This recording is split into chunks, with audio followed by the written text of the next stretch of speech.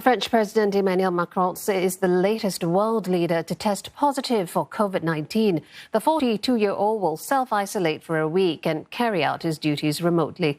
Mr. Macron's last public appearance was yesterday when he met with Portugal's Prime Minister.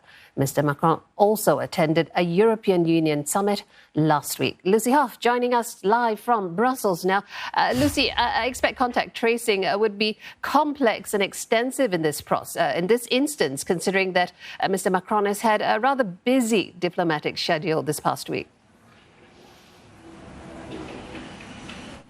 He certainly has, and that schedule now being pored over with a fine-tooth comb. And as you say, some really high-profile meetings in the last few days, a meeting with the presidents of the EU Council and Commission, a private dinner with the leader of Egypt. We've also had the hosting of the Prime Ministers of Spain and Portugal on Monday and Tuesday this week. He's also been seen shaking hands with the head of the OECD. So some really high-level meetings there.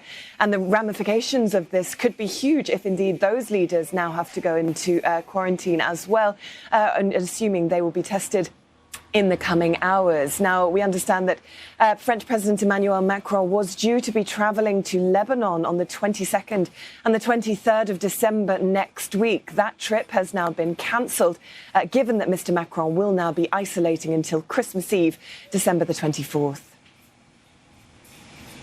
Lucy, with more leaders in quarantine, will this affect plans to begin vaccinations next week?